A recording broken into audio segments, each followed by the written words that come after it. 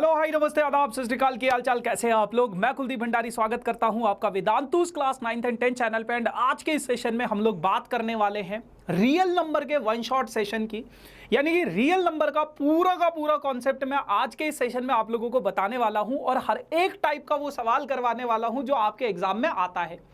तो इस सेशन को देखने के बाद रियल नंबर के 6 मार्क्स जो है आपके कंफर्म हो जाएंगे। बोर्ड्स एग्जाम में 6 मार्क्स का ये चैप्टर आप लोगों के पास आता है और इस सेशन के बाद कोई ऐसा सवाल नहीं होगा, कोई ऐसा टाइप नहीं होगा जो आपका छूट जाएगा, जो आपने नहीं किया होगा। तो मेक श्योर गाइस इस वीडियो को एंड तक जरूर देखना, क्योंकि हर एक टाइप का सवाल, चाहे वो आपके एनसीईआरटी में हो, चाहे R D. Sharma, R S. Agarwal, NCERT exemplar या फिर कोई भी प्रीवियस ईयर क्वेश्चन हो, हर एक टाइप का सवाल मैं लेकर आया हूं आज के इस सेशन में और आपको बताऊंगा कि कैसे इजी वे में आप चीजों को कर सकते हो और साथ के साथ कॉन्सेप्ट भी सिखाऊंगा, सिर्फ क्वेश्चन नहीं। पहले मैं कॉन्सेप्ट बताऊंगा और फिर उसके बाद उन सवालों को अपन लोग करेंगे। तो एक बारी फटाफट से वीडियो को लाइक कर दो। जो भी बच्चा नया है इस चैनल पे, चैनल को सब्सक्राइब जरूर करना, ताकि ऐसे धमाकेदार सेशन आप लोगों को मिलते रहे। टाइम पे आपको पता चलता रहे कि कब आपके पास ये सेशन आ रहे हैं। एंड मेक श्योर गाइज अपने दोस्तों के साथ इस वीडियो को जरूर शेयर करना, जिससे हमें भी थोड़ा सा मोटिवेशन मिलेगा कि हाँ, हम लोग अच्छा कर रहे हैं, है ना। तो बस यही है और बढ़ते हैं आगे बिना किसी देरी के साथ। वीडियो का लेंथ जो होगा मैं पहले ही बता देता हूँ, लगभग 1.5 घंटे का होगा। आप इस वीडियो को 1.5x पे, 1.75 पे देख सकते हो, अगर आपको जिस भी हिसाब से आपको सूटेबल लगे। बट मैं बहुत आराम से पढ़ाऊंगा, बेसिक के साथ करवाऊंगा, हर एक छोटी से छोटी चीज मैं आप लोगों को आज के सेशन में कराऊंगा। ठीक है जी, चलो तो बढ़ते हैं आगे और शुरुआत करते हैं एक डोज ऑफ मोटिवेशन के साथ, ताकि आप लोग थोड़ा सा पंप अप रहो, है ना। तो कोई मुमकिन सी बात को मुमकिन करके दिखा, कोई नामुमकिन सी बात को मुमकिन करके दिखा, कोई नामुमकिन सी बात को मुमकिन करके दिखा, पहचान लेगा तुझे जमाना, तू भीड़ से अलग चलकर दिखा। तो जब आप भीड़ से अलग चलने लगोगे ना, तो आपको जमाना जरूर पहचानेगा। यानी कि आपको भीड़ का हिस्सा नहीं बनना है, कुछ अलग करना है, कुछ ऐसा करना है जो आज तक किसी ने ना किया हो। तो हमें भीड़ का भाग नहीं बनना है, हमें भीड़ से अलग चलना है। ठीक है, तो yes guys, with this dose of motivation I hope आप लोग थोड़ा सा पंप अप हो गए होंगे और 1-1.5 घंटा बैठने के लिए आप लोग तैयार होंगे। ठीक, बाकी यार ये मेरा इंस्टाग्राम आईडी है, किसी बच्चे को अगर पर्सनली कनेक्ट करना हो मुझसे तो इट्स KULDEEPB_01 आप कर सकते हो। ये वेदांतों का टेलीग्राम ग्रुप है, जहां पे हम लेटेस्ट अपडेट चैनल से रिलेटेड डालते रहते हैं, तो आप लोग चैनल भी ज्वाइन कर सकते हो, ये वाला। ठीक है जी, आ जाओ जी। सबसे पहले मैं रियल नंबर की आप लोगों को कुछ कहानी सुनाने जा रहा हूं और कुछ बेसिक चीजें आपको बता देता हूं इस चैप्टर के बारे में। तो ये जो रियल नंबर है ना, रियल नंबर, इस चैप्टर की, चैप्टर नंबर 1, इस चैप्टर की जो वेटेज है आप लोगों के एग्जाम में, वो आपके एग्जाम में 6 मार्क्स की है। वो आप लोगों के एग्जाम में 6 मार्क्स की इस चैप्टर की वेटेज है। हर एक टाइप का सवाल आता है, 1 मार्कर भी हो सकता है, 2 मार्कर भी हो सकता है, 3 मार्कर भी हो सकता है, 4 मार्कर भी हो सकता है, 5 मार्कर भी हो सकता है। ठीक, इस चैप्टर के कुछ टॉपिक्स हैं, वो टॉपिक्स मैं सबसे पहले यहाँ पे लिख देता हूँ। सबसे पहला टॉपिक है आप लोगों के पास fundamental theorem of arithmetic, fundamental theorem, है ना, थ्योरम ऑफ अर्थमेटिक। ठीक है, दूसरा टॉपिक है बेटा आप लोगों के पास इसकी application of fundamental theorem of arithmetic, application of fundamental theorem of arithmetic. तीसरा टॉपिक है बेटा आप लोगों के पास proving of irrationality, proving of irrationality, irrational numbers को आप किस तरीके से प्रूव करते हो, वो चीज है आपके पास। ठीक है, अच्छा, अब ये जो फंडामेंटल थ्योरम ऑफ अर्थमेटिक है, ये जो फंडामेंटल थ्योरम ऑफ अर्थमेटिक है, इसमें आप लोगों के पास फंडामेंटल थ्योरम ऑफ अर्थमेटिक में आप लोगों के पास क्या चीज है बेटा, आपके पास एक सिंपल सी थ्योरम है, उसके बाद आपके पास प्राइम फैक्टराइजेशन मेथड से आप लोग इसका एलसीएम एचसीएफ निकालना सीखते हो कि कैसे किसी नंबर का हम लोग एलसीएम निकालते हैं, एचसीएफ निकालते हैं, या एप्लीकेशन में भी यही सेम चीज आती है। और एलसीएम एचसीएफ के बीच में एक रिलेशन होता है, 2 नंबर्स के एलसीएम एचसीएफ के बीच में एक रिलेशन होता है, वो भी आप इसमें समझोगे। ठीक है ना, यानी कि एलसीएम एचसीएफ बेस्ड जितने भी क्वेश्चंस होंगे वो आपके पास इन दोनों उससे आएंगे। यहां पे आप एलसीएम एचसीएफ की वर्ड प्रॉब्लम को भी समझते हो, वर्ड प्रॉब्लम, अच्छा, एट द एंड आप लोगों के पास है प्रूविंग ऑफ इरेशनैलिटी।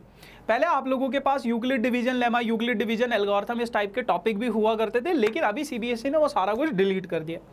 अब मैं आपको बता देता हूं, देखो ये वाला पार्ट और ये वाला पार्ट बहुत आसान है, बहुत आसान है।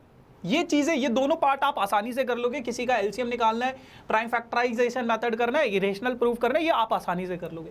बच्चा फंसता है यहाँ पे, जहां पे उसके पास 2 मार्क्स या 3 मार्क्स का कोई वर्ड प्रॉब्लम आ जाए इस चैप्टर से रिलेटेड, यहाँ पे बच्चा फंसता है। और स्कूल में सिखाया जाता है, कहीं पे अगर स्मॉलेस्ट लिखा है, मिनिमम लिखा है, एलसीएम निकाल दो, कहीं पे अगर मैक्सिमम लिखा है, वो लिखा है तो एचसीएफ निकाल दो। लेकिन कैसे निकालना है, क्या निकालना है, और क्या ये लॉजिक हर जगह पे वैलिड होता है? नहीं होता है। मैं आज एक ऐसी ट्रिक बताऊंगा आप लोगों को जो आपने पहले कभी नहीं सुनी होगी, और आपके पास कोई भी वर्ड प्रॉब्लम आ जाए आप उसको आसानी से बना सकते हो। यानी कि इस सेशन के बाद आपके पास 6 मार्क्स रियल नंबर से कहीं भी नहीं जाने वाला है, कहीं भी नहीं जाने वाला है। ठीक है, सबसे पहले हम रियल नंबर का इंट्रोडक्शन समझेंगे। रियल नंबर, तो ये जो रियल नंबर है, ये जो रियल नंबर है आप लोगों के पास है ना, तो रियल नंबर की जो कहानी है बेटा, रियल नंबर की जो कहानी है बेटा, वो आप समझो कि आपके पास जितने भी नंबर्स हैं वो सभी नंबर्स आपके पास रियल नंबर्स है अभी, है ना। एक और टाइप होती है नंबर की, वो आप 11th ग्रेड में समझोगे, लेकिन अभी आप ये समझो जितने भी नंबर आप लोगों के पास है वो सभी नंबर्स क्या है आपके पास, रियल नंबर है। रियल नंबर के अंदर आप लोगों के पास आता है बेटा रेशनल नंबर। ये आपने 9th ग्रेड में भी ये फ्लो चार्ट समझा होगा, है ना। रियल नंबर के अंदर आता है आपके पास, एक होता है रेशनल नंबर और एक होता है आपके पास इरेशनल नंबर। इरेशनल नंबर, अब ये रेशनल और इरेशनल नंबर क्या चीजें हैं बेटा उसको भी समझो। रेशनल नंबर्स ऐसे नंबर्स को बोला जाता है, रेशनल नंबर्स ऐसे नंबर्स को बोला जाता है बेटा जो P अपॉन Q की फॉर्म में होते हैं, जो P अपॉन Q की फॉर्म में होते हैं, और यहाँ पे Q जो है वो 0 के इक्वल नहीं होना चाहिए। दूसरी चीज P और Q, P and Q are को प्राइम नंबर, ये दोनों के दोनों को प्राइम नंबर होने चाहिए। ये आपके पास रेशनल नंबर की डेफिनेशन होती है। ठीक है भाई, इरेशनल नंबर्स ऐसे नंबर्स होते हैं जो P अपॉन Q की फॉर्म में नहीं होते हैं, और यहाँ पे इरेशनल नंबर नॉन टर्मिनेटिंग और नॉन रिपीटिंग डेसिमल्स को इरेशनल नंबर कहा जाता है। ये आपने 9th ग्रेड में सीखा हुआ है। फिर ये जो रेशनल नंबर्स होते हैं, ये जो रेशनल नंबर्स होते हैं, इनके अंदर आता है बेटा फ्रैक्शन वाले नंबर। फ्रैक्शन वाले नंबर, फ्रैक्शन वाले नंबर, फ्रैक्शन वाले नंबर यानी कि जो आपके पास ऐसे होते हैं 2/3, -4 अपॉन 5, है ना, इस टाइप के जो नंबर होते हैं, देख लो ना P अपॉन Q की फॉर्म में। फिर फ्रैक्शन के अंदर आते हैं आप लोगों के पास इंटीजर्स भी आते हैं, इंटीजर्स, है ना। वैसे ये फ्रैक्शन वाला पार्ट है, होता नहीं है बीच में, लेकिन रेशनल नंबर और फ्रैक्शन एक ही चीज है। इंटीजर्स क्या होता है बेटा, इंटीजर्स आप लोगों के पास -3, -2, -1, 0, 1, 2, 3, इस टाइप के जो नंबर्स होते हैं ये इंटीजर्स होते हैं। अब आप बोलोगे भैया इनके नीचे तो कुछ है ही नहीं, ये तो P अपॉन Q की फॉर्म में होते दिख ही नहीं रहे मुझे, तो ये कैसे रेशनल नंबर हुए? तो हमने 9th क्लास में सीखा है, इनके नीचे हम 1 लगा सकते हैं, 1 लगा सकते हैं, है ना, 1 लगा सकते हैं। तो 1 लगाने से कोई फर्क नहीं पड़ेगा, तो ये P/Q की फॉर्म में बन गए, तो इसका मतलब ये भी रेशनल नंबर होता है आप लोगों के पास। फिर उसके बाद इंटीजर के नीचे आता है आप लोगों के पास होल नंबर, होल नंबर, है ना, होल नंबर। होल नंबर के अंदर, होल नंबर का मतलब है ऐसे नंबर जो 0 से स्टार्ट है, 0, 1, 2, 3 ... फिर होल नंबर के अंदर आपके पास आता है बेटा नेचुरल नंबर। नेचुरल नंबर यानी कि ऐसे नंबर्स जो आपके पास 1 से स्टार्ट होते हैं, 1, 2, 3, 4 ... ठीक है। अब आप बोलोगे भैया अगर सबके नीचे मैं 1 लगा सकता हूं तो सारे के सारे नंबर रेशनल नंबर होने चाहिए ना। तो इरेशनल नंबर क्या होते? इरेशनल नंबर्स ऐसे नंबर्स होते हैं बेटा जिनके नीचे आप 1 नहीं लगा सकते, यानी कि जैसे √2, अभी के लिए आप ऐसे समझो जैसे √2, √3, √5, √7, ऐसे नंबर्स जिनका आपको आंसर नहीं पता। क्या आपको √2 का वैल्यू पता है? नहीं पता। क्या आपको √3 का वैल्यू पता है? नहीं पता। क्या आपको √7 का वैल्यू पता है? नहीं पता, है ना। अगर मैं आपसे पूछूं √4, तो √4 का वैल्यू क्या होता है आपके पास, √4 का वैल्यू होता है 2। तो ये क्या कहलाता है आपके पास, रेशनल नंबर। तो जिसका वैल्यू पता है वो रेशनल, जिसका वैल्यू नहीं पता वो इरेशनल नंबर हो जाता है। या फिर non terminating and non repeating वाले, जैसे 1.41432 ... ऐसे नंबर्स इरेशनल नंबर। सारा कुछ हमने 9th क्लास में सीखा हुआ है, उसी का बस एक रिकैप है, उसी का बस एक रिकैप है। समझ गए?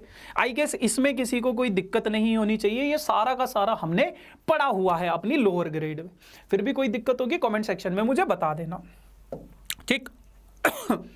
फिर थोड़ी बात डेसिमल्स की भी कर लेते हैं, डेसिमल्स की भी कर लेते हैं।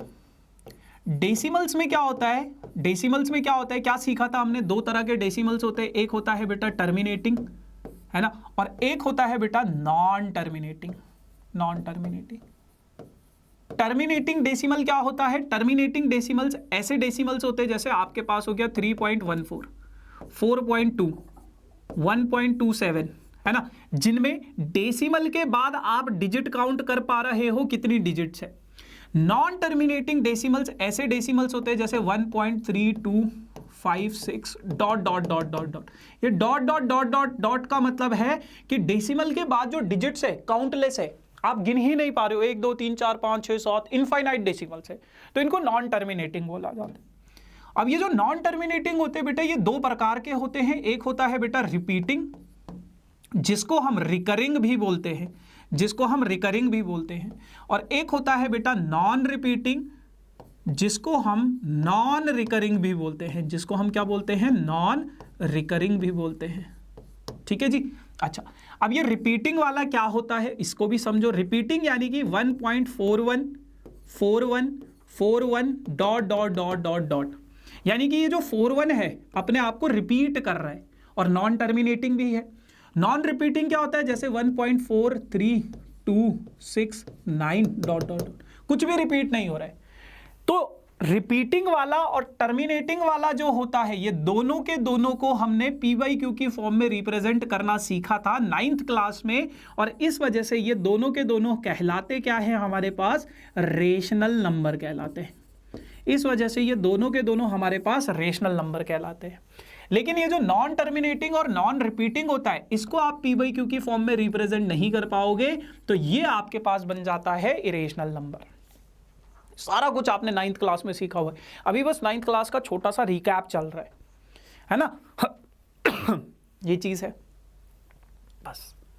अब यहां पे आप लोगों के पास दो डेफिनेशन है, 2-3 डेफिनेशन है, उनको करते हैं, फिर अपन लोग फंडामेंटल थ्योरम ऑफ अर्थमेटिक को समझेंगे।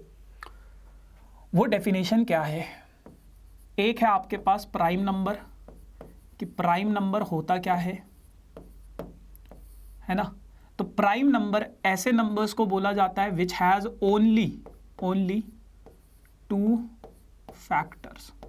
ऐसे नंबर्स जिसके सिर्फ और सिर्फ 2 फैक्टर्स होते हैं, उन नंबर्स को प्राइम नंबर्स बोला जाता है। 2 फैक्टर्स का क्या मतलब है अभी समझते हैं। फिर दूसरा आता है आपके पास बेटा composite number. Composite number, composite numbers ऐसे नंबर्स को बोला जाता है जिनके मोर देन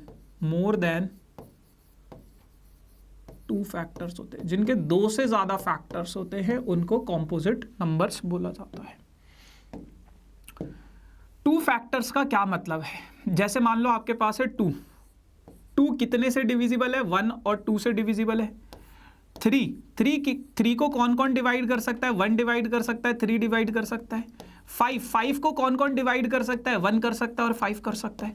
तो ऐसे नंबर्स जो उनको डिवाइड कर सकते हैं वो उनके फैक्टर कहलाते हैं। जैसे 2 के फैक्टर हुआ 1 और 2, 3 का फैक्टर हुआ 1 और 3, 5 का फैक्टर हुआ 1 और 5। तो ये इसके सिर्फ और सिर्फ 2 फैक्टर हैं, तो प्राइम नंबर्स हो गए। अब मान लो मैं बात करता हूं 4 की। 4 को कौन कौन डिवाइड कर सकता है, 1 कर सकता है, 2 कर सकता है और 4 कर सकता है। अगर मैं बात करूं 6 की, 6 को कौन कौन डिवाइड कर सकता है, 1 कर सकता है, 2 कर सकता है, 3 कर सकता है और 6 कर सकता है। तो ऐसे नंबर्स जिनके 2 से ज्यादा फैक्टर है, देखो इनको 3 नंबर डिवाइड कर पा रहे, इसको 4 नंबर डिवाइड कर पा रहे, तो ये इसके फैक्टर्स कहलाते हैं। ऐसे नंबर जिसके 2 से ज्यादा फैक्टर्स हुए तो उनको बोला जाता है कॉम्पोजिट नंबर। डिफरेंस क्लियर है, डिफरेंस क्लियर है, ठीक है। अब यहां पे 2 लाइनें और लिख लो। 2 is the only even prime number. सिर्फ अगर मैं आपके पास प्राइम नंबर की बात करूं तो वो सारे के सारे ऑड नंबर में होते हैं, ऑड होते। लेकिन सिर्फ 2 इकलौता ऐसा नंबर है, इकलौता ऐसा इवन नंबर है जो प्राइम नंबर है। 2 के अलावा कोई और अगर आप प्राइम नंबर उठाओगे तो वो सारे के सारे ऑड होंगे, ठीक है। 4 is the smallest composite number. सबसे छोटा कॉम्पोजिट नंबर अगर मैं बात करूं, स्मॉलेस्ट कॉम्पोजिट नंबर, वो 4 होता है। 4 is the smallest composite number. आपके पास क्वेश्चन आएगा, what is the HCF of smallest composite number and even prime number, तो आप निकाल सकते हो इवन प्राइम नंबर कौन सा है, 2 है, स्मॉलेस्ट कॉम्पोजिट नंबर कौन सा है, 4 है। तो आपको ये पता होना चाहिए, ठीक। एक और स्टेटमेंट जो आपको पता है, 1 is neither composite nor a prime number. 1 ना तो कॉम्पोजिट नंबर है और ना ही प्राइम नंबर है। 1 ना तो कॉम्पोजिट नंबर है और ना ही प्राइम नंबर है। क्यों? क्योंकि अगर मैं 1 के फैक्टर देखूं तो 1 को कितना डिवाइड कर सकता है, सिर्फ 1 ही डिवाइड कर सकता है, 1 के अलावा कोई और डिवाइड नहीं कर सकता।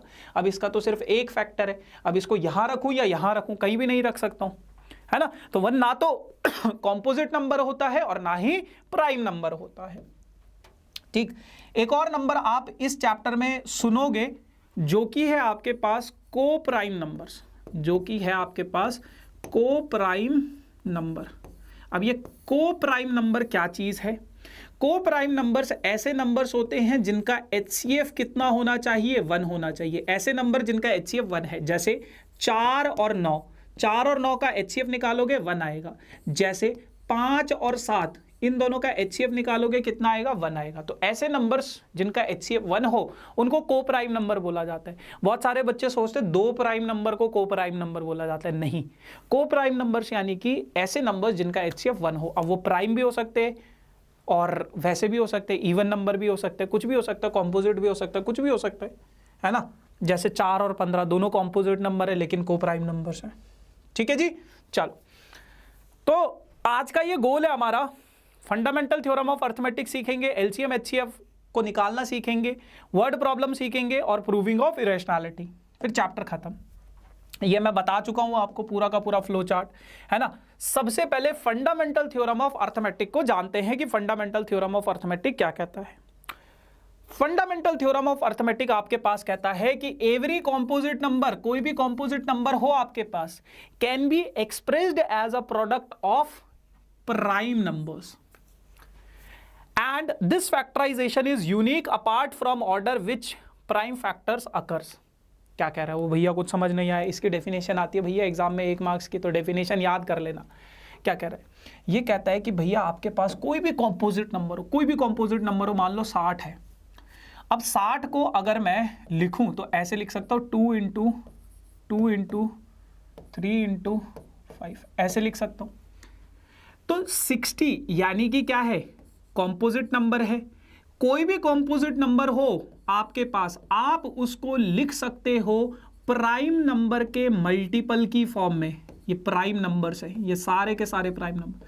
कोई भी कॉम्पोजिट नंबर हो आप उसको ब्रेक कर सकते हो, आप उसको लिख सकते हो प्राइम नंबर के मल्टीपल की फॉर्म में। जैसे 480 है, 2 प्राइम है, 2 प्राइम है, 2 प्राइम है, 2 प्राइम है, 2 प्राइम है, 3 प्राइम है, 5 प्राइम है। तो कोई भी नंबर हो कॉम्पोजिट नंबर, आप उसको लिख सकते हो कैसे, प्राइम नंबर के मल्टीपल की फॉर्म में। बस ये फंडामेंटल थ्योरम ऑफ अर्थमेटिक है। और इसी मेथड को ये जो ये है इसको बोला जाता है बेटा क्या, प्राइम फैक्टराइजेशन। प्राइम फैक्टराइजेशन क्या होता है? प्राइम फैक्टराइजेशन होता है कि कोई भी नंबर है उसको, कोई भी कॉम्पोजिट नंबर है उसको मैंने ब्रेक कर दिया है प्राइम नंबर्स के मल्टीपल की फॉर्म में, ठीक है।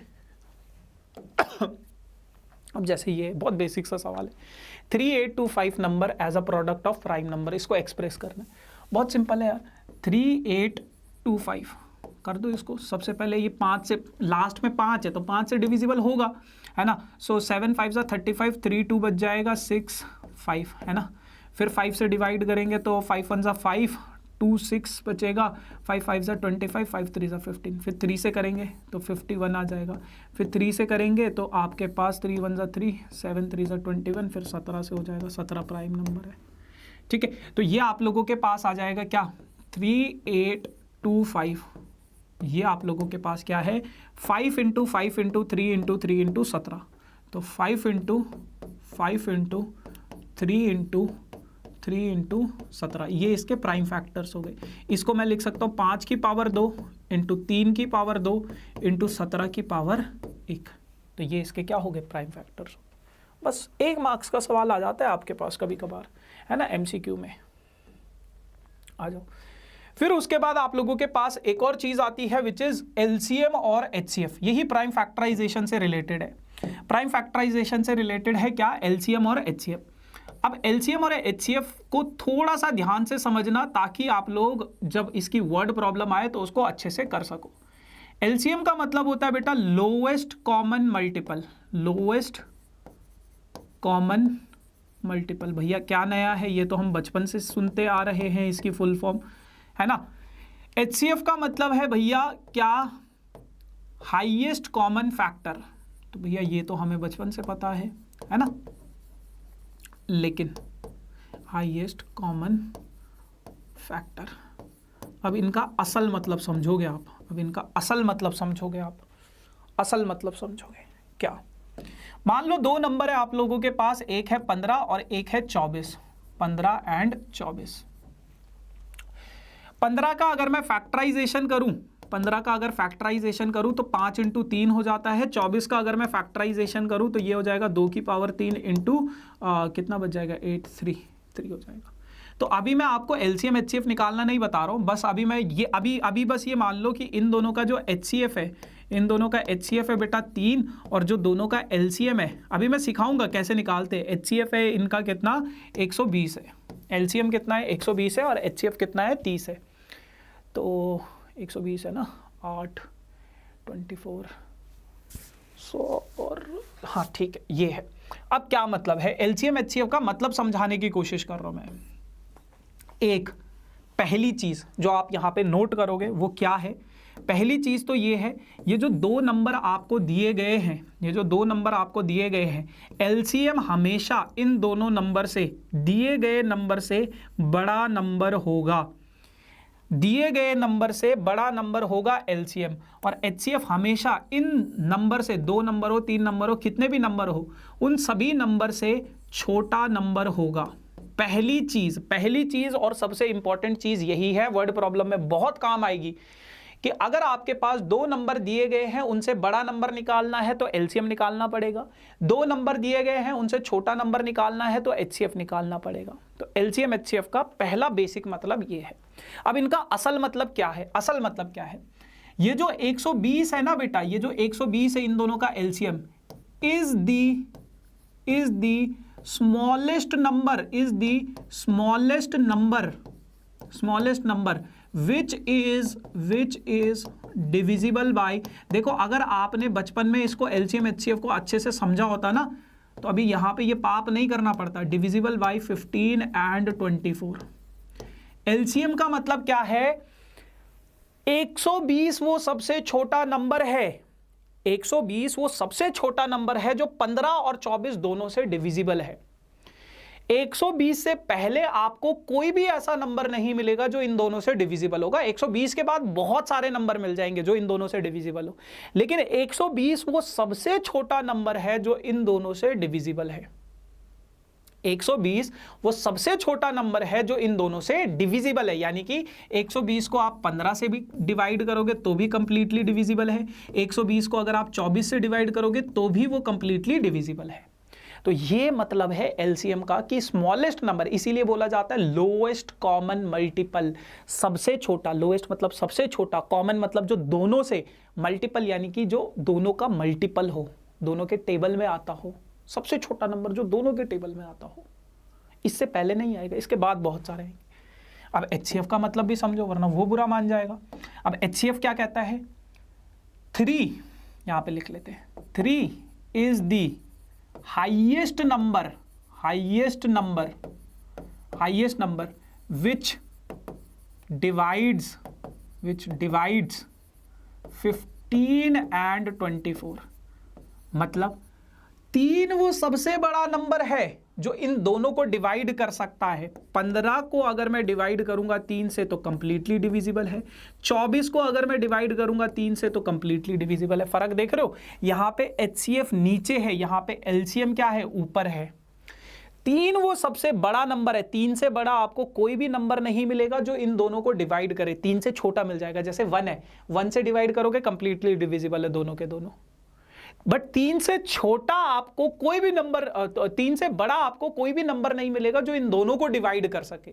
तो HCF का मतलब होता है वो सबसे बड़ा नंबर जो दोनों को डिवाइड करे, वो सबसे बड़ा नंबर जो दोनों को डिवाइड करे।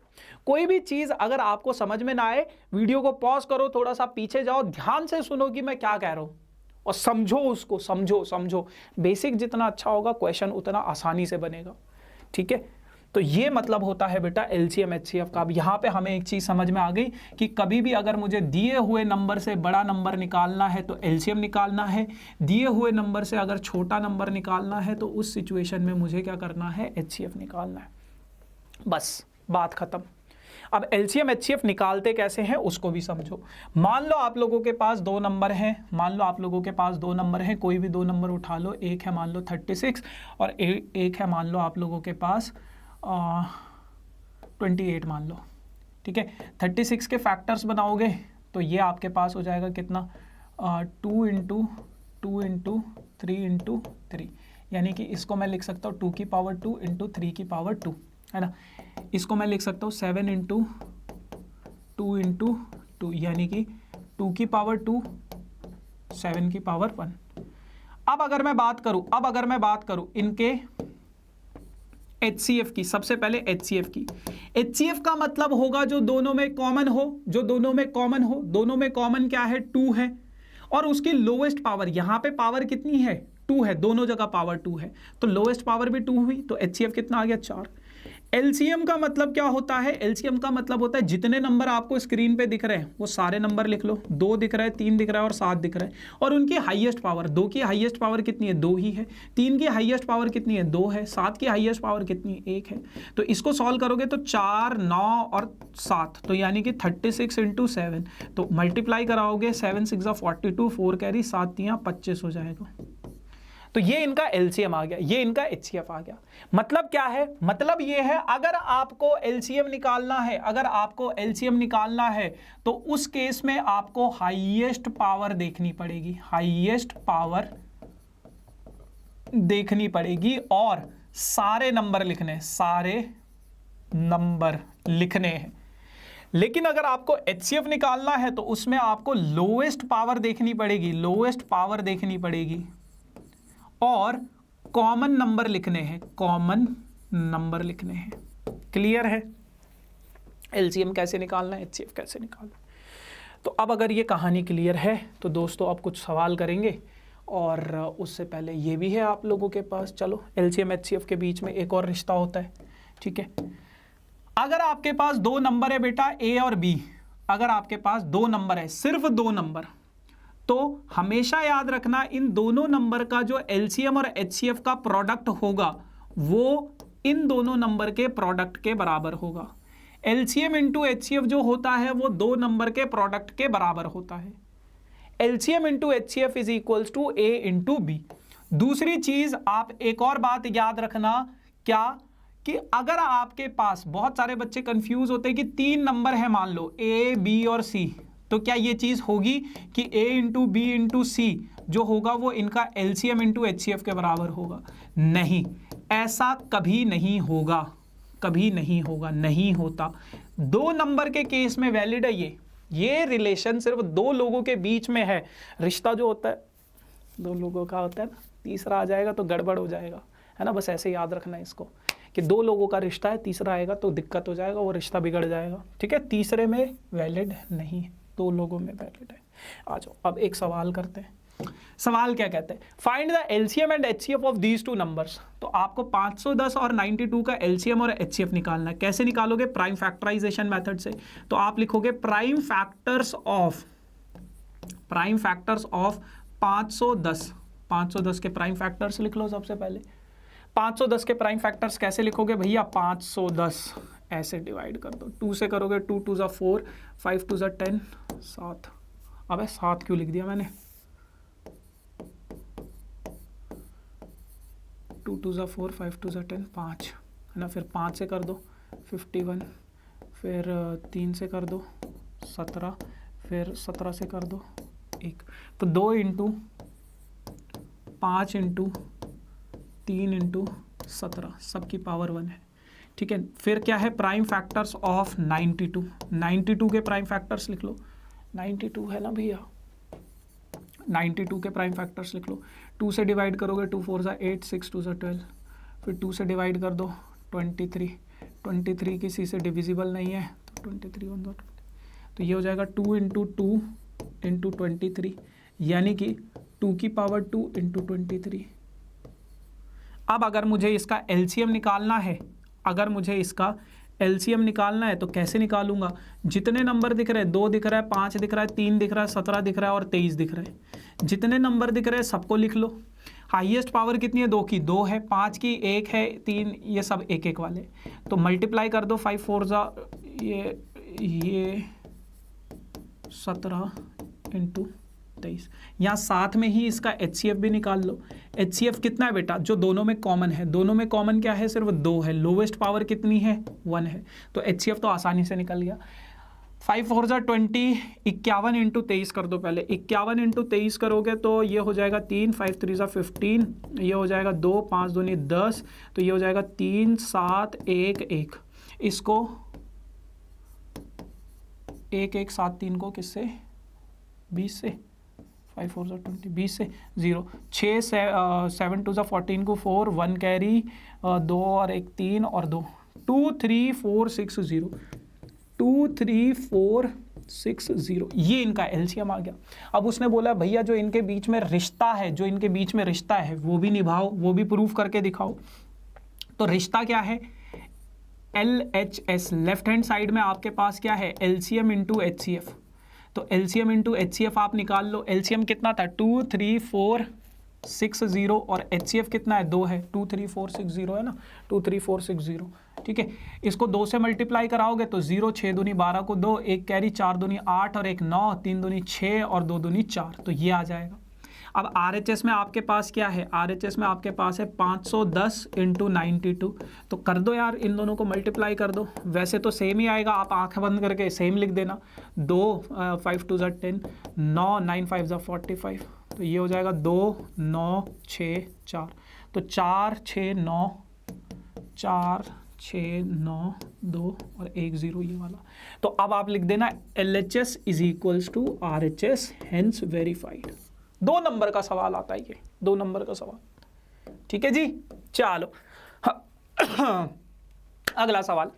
अब इसी कॉन्सेप्ट के ऊपर आप लोगों के पास ऐसा सवाल आ जाता है कि given that HCF is 18 and LCM निकालना आपको। कह रहे हैं कि भैया आपके पास 2 नंबर है 252 एंड 594, जिनका LCM दे रखा है, HCF दे रखा है, HCF दे रखा है, LCM निकालना है। तो आपको पता है HCF इंटू LCM जो होगा 2 नंबर के मल्टीप्लाई के बराबर होगा।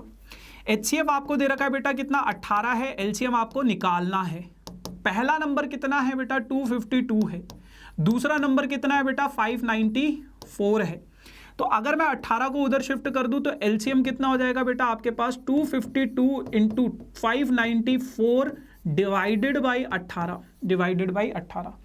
अगर मैं इसको 2 से कट करूं 9 बचेगा, इसको 2 से कट करूं 1 2 2 ज़ा 4 6 बचेगा। 9 से डिविजिबल है क्या ये, तो ये 9 से डिवाइड करेंगे, 9 1 ज़ा 9, 9 4 ज़ा 36, तो ये आ जाएगा आपके पास कितना 14 इंटू 594। 594 से 14 को डिवाइड कर दो, मल्टीप्लाई 4 4 ज़ा 16 को 6, 1 कैरी, 36 37 को 7, 3 कैरी, 20 और 3 23, तो ये हो जाएगा 4 9 5 और ये हो जाएगा 6 7 और 4 11 को 1 कैरी, 13 को 3, 1 कैरी, 10 और 2 11, तो ये हो जाएगा 11316, 11316, ये क्या आ जाएगा इसका LCM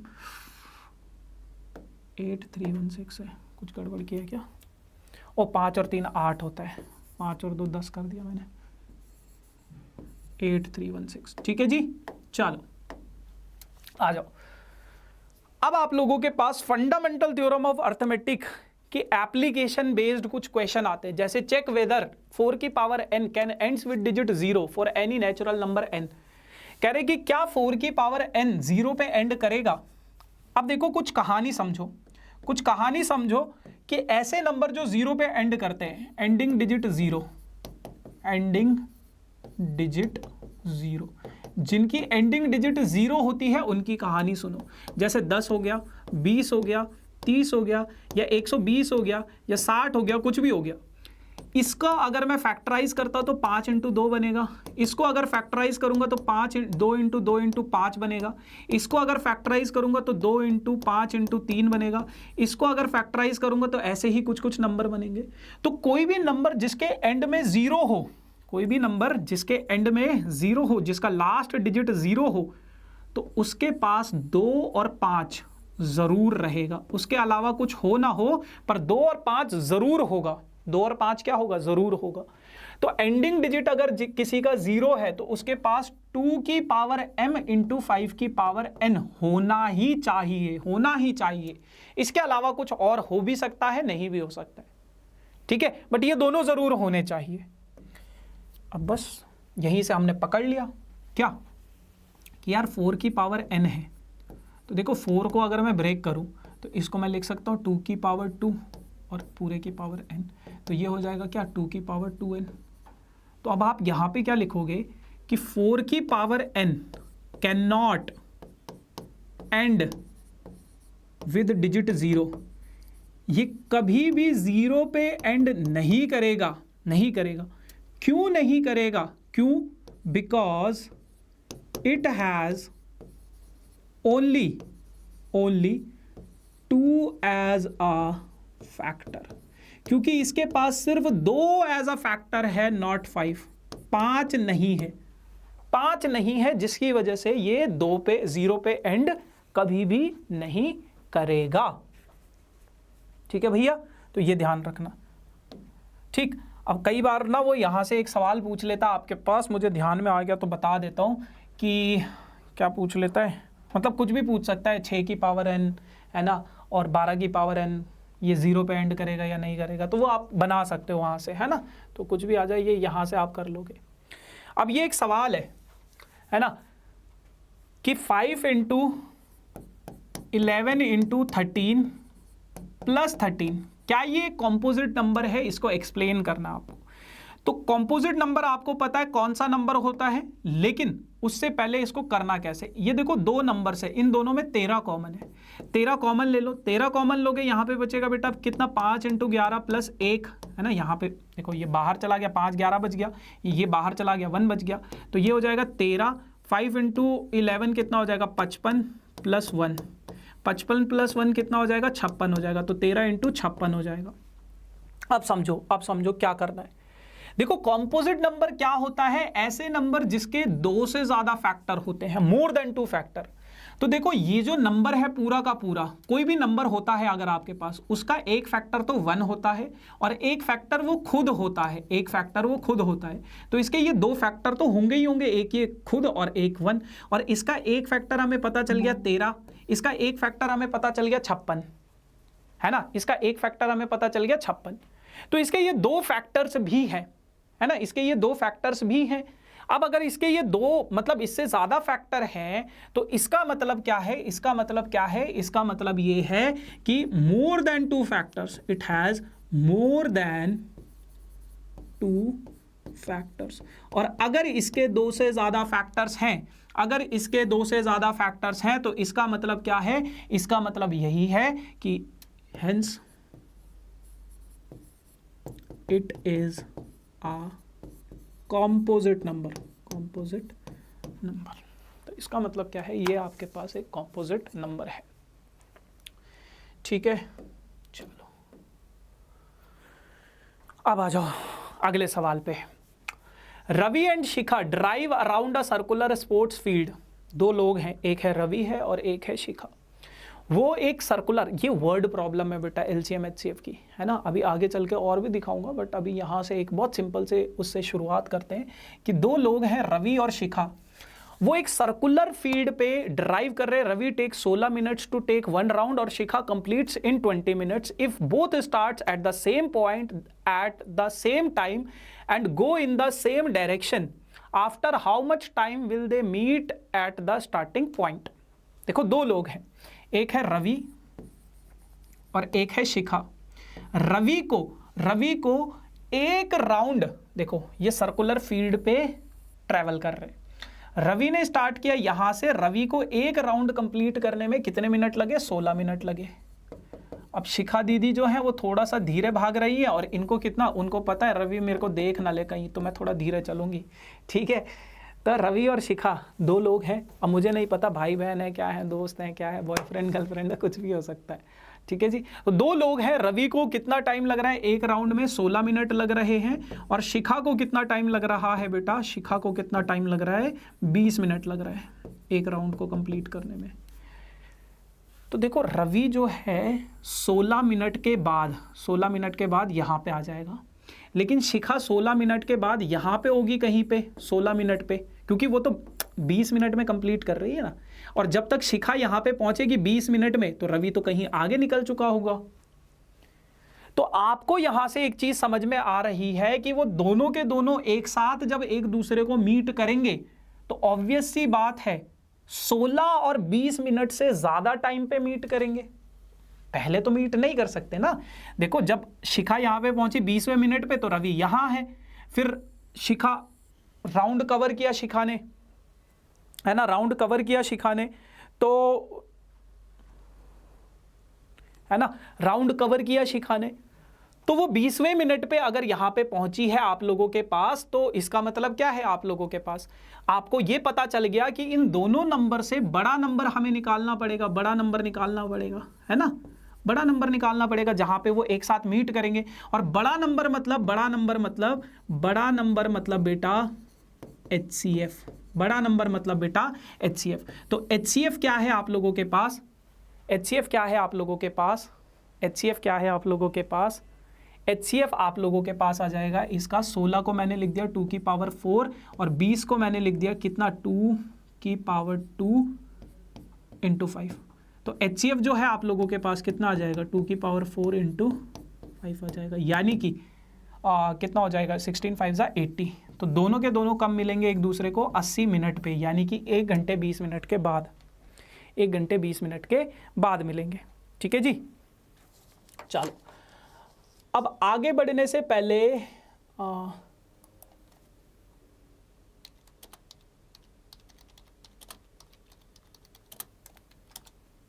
ठीक है, अब आगे बढ़ने से पहले हम लोग थोड़ा सा अगले सवाल की तरफ चलते हैं और देखते हैं कौन सा है।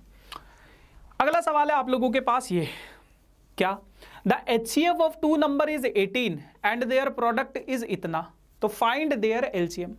कह रहे क्या कि भैया दो नंबर है आप लोगों के पास, दोनों नंबर का जो HCF है वो कितना है? 18 है, और दोनों नंबर का जो प्रोडक्ट है वो इतना है। तो आपको LCM निकालना। अब उसका कैसे निकालोगे? तो आप क्या करो, लेट 2 नंबर्स, आप दो नंबर को अज्यूम कर लो, let 2 numbers be A and B। आपने एक नंबर को A मान लिया है, एक नंबर को B मान लिया है, ठीक है, दोनों के दोनों नंबर ये हैं। अब इन दोनों नंबर का जो HCF है वो कितना है बेटा? आप लोगों के पास 18 है। दोनों नंबर का जो HCF है कितना है? 18 है ना। अगर दोनों नंबर का HCF आपके पास 18 है तो HCF की आपको एक बात समझ में आनी चाहिए, और दोनों नंबर का, अरे ये तो बहुत सिंपल है ना। तो A into B is equals to LCM into HCF होता है ना, ये होता है आपके पास। A into B, product of 2 numbers आप लोगों को दिया गया है 12960। LCM आपको निकालना है और HCF आपको दिया गया है कितना? 18 है। तो काट दो इसको, 9 से काटोगे तो 9 1 9, 9 4 36, और कितना बचेगा? 3 और 6, 9 4 36 0। फिर 2 से भी काट दो इसको, 720 बच जाएगा। तो LCM कितना आ गया आपके पास इन दोनों नंबर का? 720, ठीक है भाई। चलो अब ये सवाल बहुत ज़्यादा इंपॉर्टेंट है। ये सवाल आपको NCERT में नहीं मिलेगा, लेकिन पिछले कई सालों में ये सवाल आप लोगों के पास आया है, और बहुत बार ऐसा सवाल आपसे पूछा जाएगा। और आपके पास इन सवालों में कैसे करना है ये आपको काफ़ी ज़्यादा दिक्कत देगा। क्या करना है आपको, देखो कह रहा है find the number of possible pair if the product of two number and HCF are इतना एंड इतना है। फाइंड द नंबर, अच्छा इफ प्रोडक्ट इज इतना एंड HCF इज इतना। कह रहा है कि भाई आपके पास दो नंबर हैं, मुझे नहीं पता कौन से दो नंबर है, मैंने लेट कर दिया, let two numbers be A and B। मैंने वो दो नंबर कौन से मान लिए, एक को A मान लिया, एक को B मान लिया। ये मेरे पास दो नंबर हैं, इन दो नंबर का जो प्रोडक्ट है, find the number of possible pair if two numbers and HCF are इतना एंड प्रोडक्ट इज इतना एंड HCF इज इतना। कह रहा है कि इन दोनों नंबर का जो HCF है, HCF of A and B वो कितना है, आप लोगों के पास 15 है, एंड प्रोडक्ट यानी कि A इंटू B वो आप लोगों के पास कितना है बेटा, वो आप लोगों के पास है 4500 है ना। तो अब आप लोगों को क्या करना है, जस्ट अ सेकेंड, हाँ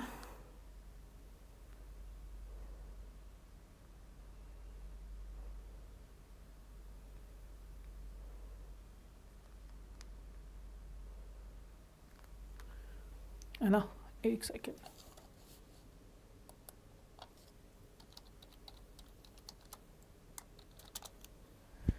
है ना। तो अब आप लोगों को क्या करना है, इन दोनों नंबर्स का जो प्रोडक्ट है ये आप लोगों को दिया गया है और HCF आ गया है 15। अब ध्यान से समझो, बेटा आपको पता है हमने 15 और 24 का एक केस लिया था। 15 को मैंने लिखा था कितना, 5 इंटू 3, और 24 को मैं लिख सकता हूँ ऐसे 8 इंटू 3, और इन दोनों का जो HCF था वो कितना था, 3 था। इन दोनों का HCF कितना था, 3 था। तो 15 को मैं ऐसे लिख सकता हूँ ना, HCF इंटू 5, 15 को मैं लिख सकता हूँ HCF इंटू 5, और 24 को मैं लिख सकता हूँ HCF इंटू 8, है ना। तो आपको एक बात समझ में आ रही होगी कि अगर कोई भी नंबर है, क्योंकि 3 HCF है, 3 इंटू 5, कोई भी नंबर अगर आपके पास है तो उसको मैं ऐसे लिख सकता हूँ HCF इंटू समथिंग। तो मान लो आपके पास ये दो नंबर थे A और B, तो क्या मैं A को ऐसे लिख सकता हूँ HCF इंटू समथिंग, मुझे नहीं पता क्या है तो मैंने इसको मान लिया X, और B को मैं ऐसे लिख सकता हूँ HCF इंटू समथिंग, मुझे नहीं पता क्या है तो मैंने मान लिया Y है, और A मेरे पास क्या हो जाएगा, HCF कितना है 15, तो A मेरे पास हो गया 15X, और B मेरे पास कितना हो गया 15Y हो गया है। B मेरे पास कितना हो गया 15Y हो गया है। अब यहाँ पे एक और चीज़ को समझो, HCF इंटू 5 और HCF इंटू 8, तो क्या 5 और 8 को मैं ऐसा बोल सकता हूँ ये दोनों के दोनों को प्राइम नंबर हैं, क्योंकि देखो जो कॉमन नंबर होगा वो तो HCF में चला जाएगा, तो आपके पास जो बचे हुए नंबर होंगे वो आपके पास को प्राइम नंबर्स होंगे। तो हमेशा याद रखना कि अगर आपके पास कोई भी नंबर होंगे तो आप उनको ऐसे लिख सकते हो HCF इंटू समथिंग, और जो बचे हुए नंबर हैं ये दोनों के दोनों को प्राइम नंबर्स हैं, हमेशा ये को प्राइम नंबर्स कहलाएंगे। इसका मतलब क्या है, इसका मतलब ये है कि X एंड Y आर को प्राइम नंबर, X और Y क्या होंगे, को प्राइम नंबर, क्योंकि देखो जो कॉमन वाला पार्ट है वो तो 15 है, और X और Y तो कॉमन नहीं है, कॉमन होता तो वो भी HCF में चला जाता। ठीक है जी, तो ये चीजें हैं। अब इस वाले रिलेशन में आ जाओ, इस वाले में A कितना है 15 है, तो 15X, B कितना है 15 है, 15Y है, ये किसके बराबर है 4500, तो 15 से काटोगे तो 15 3 300 हो जाएगा, 15 2 20 हो जाएगा, तो X इंटू वाई की वैल्यू कितनी आ जाएगी 20। अब यहाँ पे आपको X और Y की वैल्यू निकालनी है, कैसे निकालोगे वो भी समझो, यहीं पे सीखेंगे, सब यहीं पे सीखेंगे।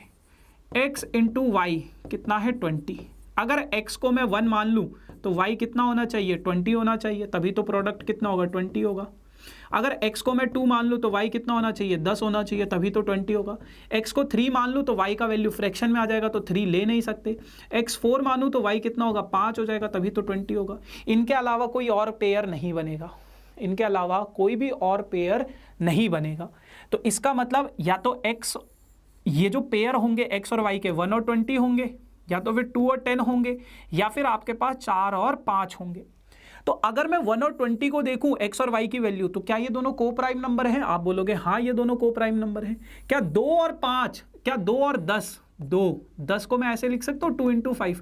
तो देखो दोनों में 2 कॉमन है, इसका मतलब, और को प्राइम नंबर क्या होता है? जिनका HCF 1 होना चाहिए। तो इन दोनों में तो 2 कॉमन है, कुछ भी कॉमन नहीं होना चाहिए, इन दोनों में तो 2 कॉमन है, तो ये दोनों को प्राइम नंबर नहीं है। 4 और 5 को प्राइम है, बिल्कुल है। तो ऐसे कितने पेयर पॉसिबल है? एक ये और एक ये। वो कभी भी आपसे नंबर नहीं पूछेगा, वो बस आपसे ये पूछेगा कितने पेयर पॉसिबल है। तो आप लिख देना 2 पेयर पॉसिबल, 2 पॉसिबल पेयर्स। ठीक है भाई, ऐसे करना है इसको।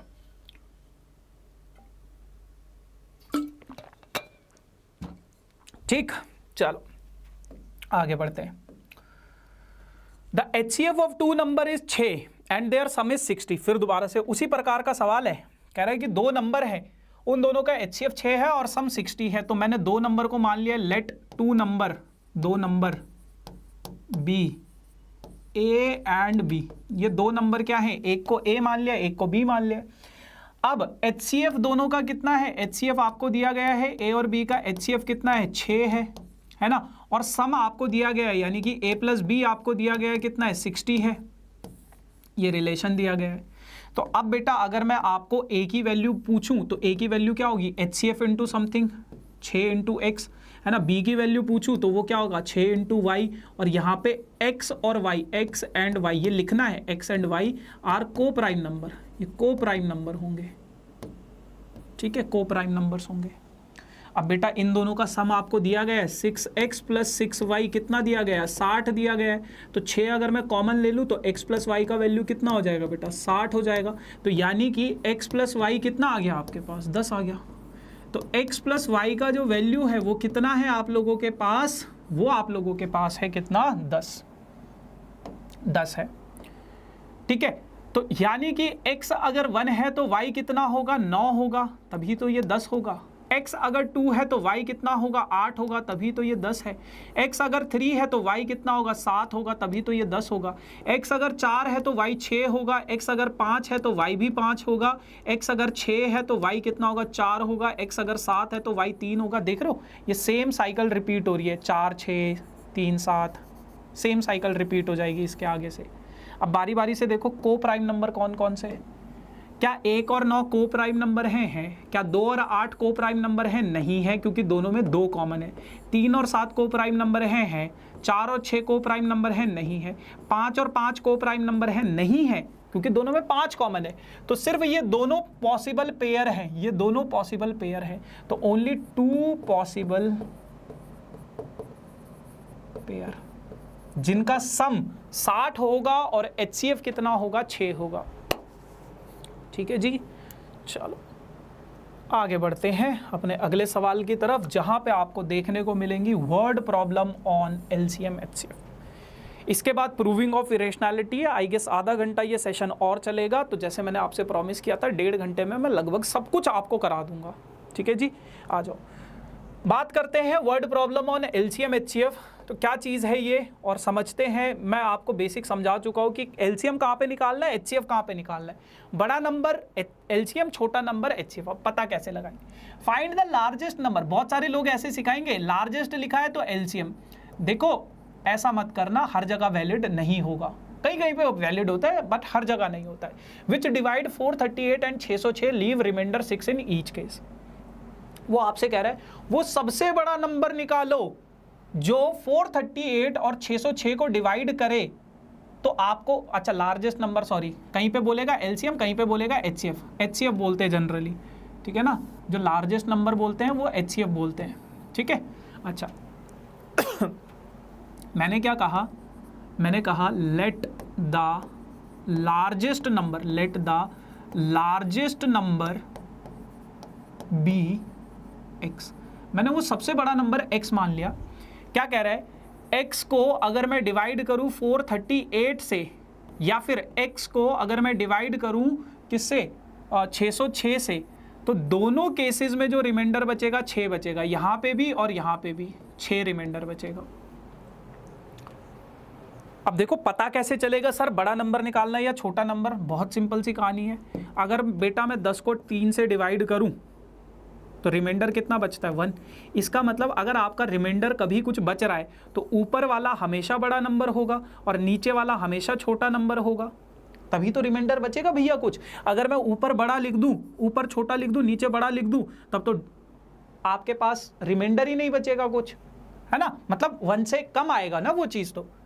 तो अगर आपके पास ऊपर बड़ा नंबर है तो इसका मतलब क्या है? x क्या हो जाएगा? आपके पास बड़ा नंबर है, और बड़ा नंबर मतलब LCM। अब LCM भी ऐसे नहीं निकालना है डायरेक्ट, इन दोनों नंबर का LCM निकाल लो।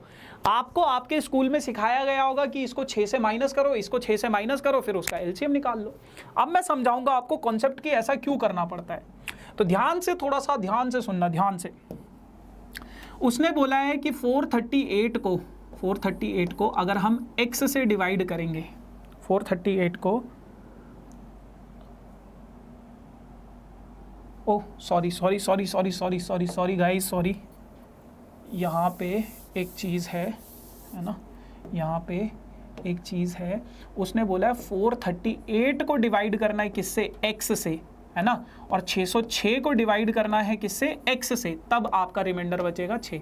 तब इसका मतलब क्या है? और मैंने जैसे आपको बताया था नीचे क्या होता है? छोटा नंबर, और छोटा नंबर मतलब ऊपर है तो बड़ा नंबर, नीचे है तो छोटा नंबर। छोटा नंबर मतलब HCF है आपके पास, ठीक है ना? यहाँ पे हमें पता चल गया HCF निकालना। अब कैसे करना है, क्या करना है, उसको भी समझते हैं।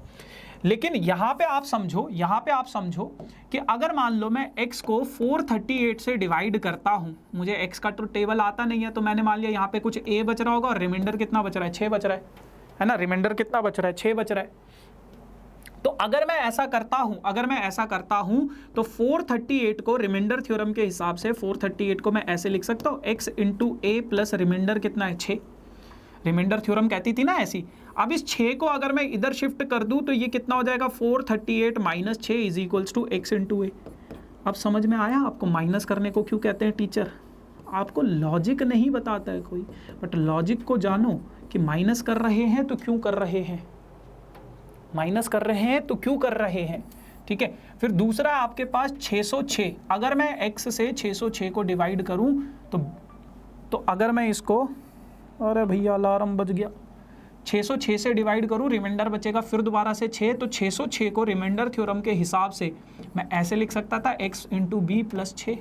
6 को इधर भेजोगे तो 606 से माइनस करना पड़ेगा। अब समझ में आ रहा है माइनस क्यों कर रहे हैं, माइनस क्यों कर रहे हैं। और ये कितना बचा? 600 is equals to x into B. अब आपको वैल्यू किसकी निकालनी है? x की निकालनी है, x ही तो निकालना है आपको। अब ये जो x है क्या है? दोनों में कॉमन है, दोनों में क्या है? कॉमन है। x क्या है? दोनों में क्या है? कॉमन है ना। और x जो है दोनों का हाईएस्ट, क्योंकि लार्जेस्ट नंबर भी बोला था उसने, लार्जेस्ट नंबर यानी कि x को हमने अज्यूम किया हुआ है हाईएस्ट नंबर है, और x दोनों का फैक्टर भी है, यानी कि x को अगर मैं इससे डिवाइड करूं 432 को, कंप्लीटली डिविजिबल है, कि तभी तो ये x इंटू ए है आपके पास, है ना, कंप्लीटली डिविजिबल है ये, ठीक है ना। तो इसका मतलब क्या है? x जो है आप लोगों के पास हाईएस्ट कॉमन फैक्टर है। x क्या है आप लोगों के पास? हाईएस्ट कॉमन फैक्टर है। किस किस का? 432 और 600 का। किस किस का? 432 और 600 का। इन दोनों का क्या है? हाईएस्ट कॉमन फैक्टर है, हाईएस्ट कॉमन फैक्टर है, ठीक है जी। बस ये कहानी थी। तो अब अगर आपको x निकालना है तो x is equals to HCF of 432 and 600, और इन दोनों का जब मैं HCF निकालूंगा तो वो आप लोग निकाल सकते हो, आसानी से निकाल सकते हो, आसानी से निकाल सकते हो प्राइम फैक्टराइजेशन मेथड से। देखो मैं निकाल के नहीं दिखा रहा हूँ, आप लोग निकाल सकते हो प्राइम फैक्टराइजेशन मेथड से। मैं डायरेक्ट आप लोगों को आंसर दिखा देता हूँ। इन दोनों का HCF आ जाएगा आपके पास 24, ठीक है ना। मेरा काम है बस आपको कॉन्सेप्ट समझाना, आगे कैलकुलेशन इसका मैं ये मान के चल रहा हूँ कि आप लोग कर सकते हो। कॉन्सेप्ट समझ में आना चाहिए। कॉन्सेप्ट में अगर कोई गड़बड़ है तो आप लोग मुझे कमेंट सेक्शन में ज़रूर बताना, मैं इसके कमेंट चेक कर लूँगा एक बारी कि क्या दिक्कत है बच्चों को, ठीक है। चलो अगला सवाल, 3 set of English mathematics and science books containing this and इतना book respectively have to be stacked in such a way that all the books are stored subject wise. Height of each stack is same. How many stack will be there? कह रहे कि आपके पास 3 प्रकार की किताबें हैं. एक है इंग्लिश. इंग्लिश की बुक कितनी है आप लोगों के पास? 336. ठीक है. एक है आप लोगों के पास साइंस की बुक, मैथमेटिक्स, मैथ्स की बुक्स कितनी है आप लोगों के पास बेटा? 240. और एक है आप लोगों के पास साइंस की बुक. तो साइंस की बुक्स आप लोगों के पास कितनी है? 96 है ना, 96. अब इन किताबों को कुछ स्टैक्स में रखना है इस तरीके से. हमें नहीं पता कितने स्टैक्स हैं, कुछ स्टैक्स में रखना है. अगर मैं आपसे पूछूं एक स्टैक में एक ही प्रकार की किताबें और सब में इक्वल बुक्स रखनी है, सब में बराबर बुक्स रखनी है, इसमें भी सब में बराबर. एक स्टैक में 96, मान लो मैं साइंस की किताब रखना चाहता हूँ, इस स्टैक में 90 साइंस की किताब रखना चाहता हूँ, तो क्या एक स्टैक में 96 से ज़्यादा किताबें रख सकता हूँ मैं? क्या एक स्टैक में मैं 96 से ज़्यादा किताबें रख सकता हूँ? आप बोलोगे भैया 96 से ज़्यादा तो किताबें ही नहीं है, आप रखोगे कैसे? तो मुझे यहाँ से समझ में आया कि एक स्टैक में 96 से कम किताबें रखी जाएंगी, एक स्टैक में 240 से कम किताबें रखी जाएंगी. कम यानी कि छोटा नंबर और छोटा यानी कि HCF. छोटा यानी कि HCF. अगर दो दिए गए नंबर से छोटा नंबर निकालना है तो इसका मतलब क्या है? HCF. और इन तीनों नंबर का HCF अगर आप निकाल लोगे तो वो आपके पास आ जाएगा कितना, मतलब निकाल लोगे, है ना. तो मैं निकाल लेता हूं. HCF आ गया आप लोगों के पास कितना? 48 है ना. 48 आपके पास HCF आ गया. अभी ये सवाल खत्म नहीं हुआ है. यानी कि 48 किताबें होंगी वन स्टैक में. एक स्टैक में कितनी किताबें हैं बेटा? 48 किताबें हैं. अब आपको ये भी बताना है कि टोटल कितने स्टैक होंगे. मान लो आपके पास X स्टैक्स हैं, है ना, X स्टैक्स. मान लो टोटल कितने स्टैक्स है? टोटल कितने स्टैक्स हैं आपके पास? हमें नहीं पता, हमने मान लिया भैया X स्टैक्स है. अब बेटा अगर एक स्टैक में 48 किताबें हैं तो 40x स्टैक में कितनी किताबें होंगी? 48 इंटू एक्स. समझो, एक स्टैक में अगर 48 किताबें, एक डब्बे में अगर 48 किताबें हैं तो x डब्बों में कितनी होंगी? x इंटू 48 होंगी. और वो टोटल किसके बराबर होगा? जितनी किताबें होंगी वो किसके बराबर होगा? टोटल नंबर ऑफ बुक्स के बराबर होगा. Total books. नहीं समझे? समझाता हूं. मान लो आपके पास 50 किताबें हैं टोटल. अब एक स्टैक में 5 किताबें आती हैं तो 10 स्टैक में कितनी आ जाएंगी? 10 इंटू 5. टोटल स्टैक कितने हैं? 10 है. तो 10 इंटू 5 किसके बराबर हो जाएगा? टोटल नंबर ऑफ बुक्स के बराबर. एक स्टैक में अगर 48 किताबें हैं तो x स्टैक में कितना हो जाएगा? 48 इंटू एक्स. और वो किसके बराबर होगा? जो टोटल नंबर ऑफ बुक्स है आपके पास. और टोटल बुक्स कितनी है आपके पास? इन सबको ऐड कर दो.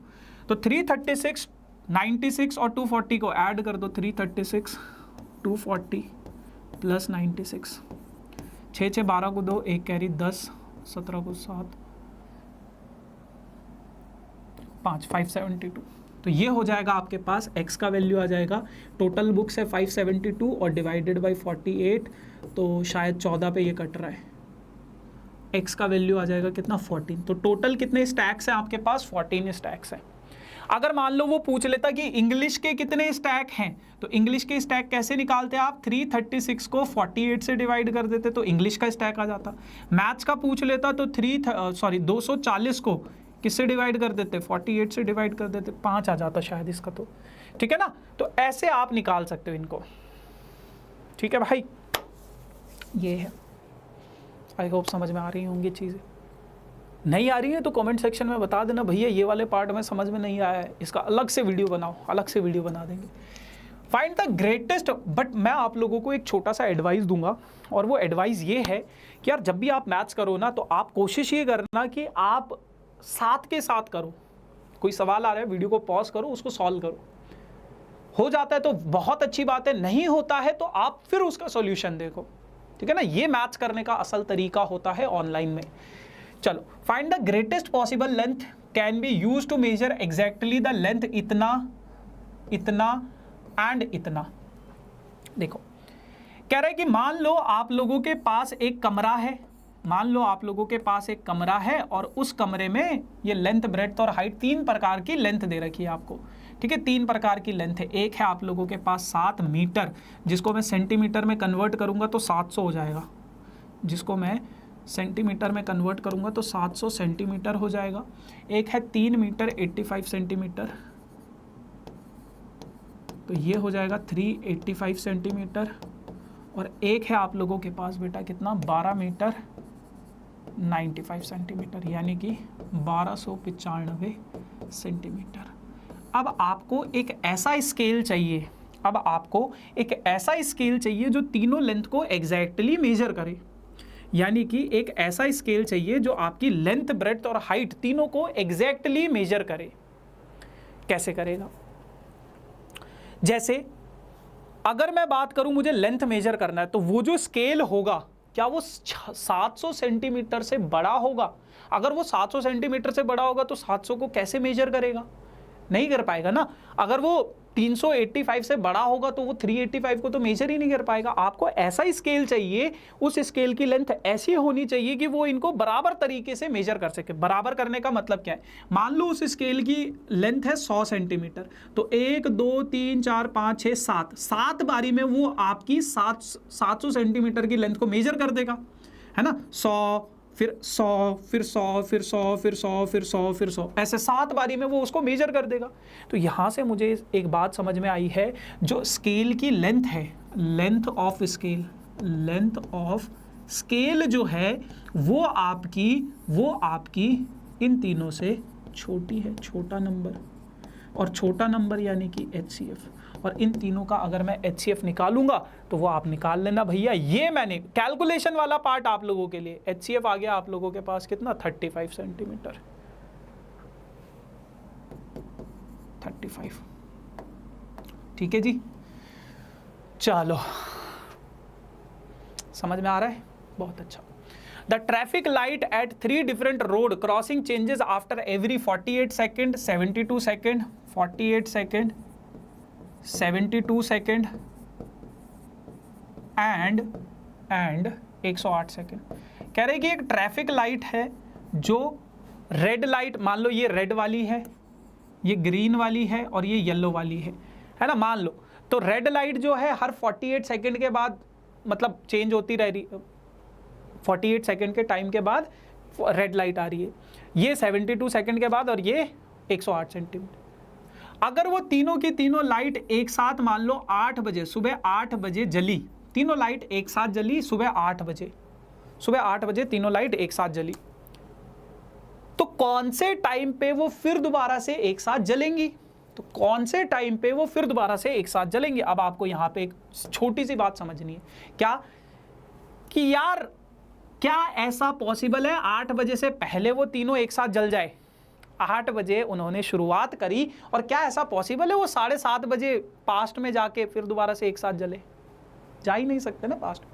तो इसका मतलब क्या है, जो एक साथ वो जलेंगी अब आगे चल के, वो क्या होगा, 8 बजे के बाद का नंबर होगा, बाद का नंबर।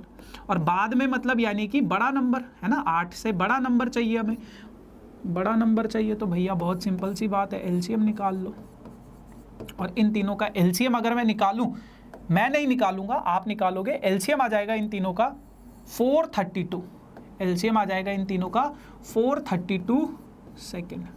तो यानी कि अगर वो सुबह 8 बजे जल रही हैं तो 432 सेकेंड के बाद जलेंगी। अब 432 सेकेंड को अगर मुझे मिनट में कन्वर्ट करना है, मिनट में कन्वर्ट करना है तो कैसे करूंगा, 8 6 48, 8 7 42, है ना, तो ये कितना बच जाएगा, 12।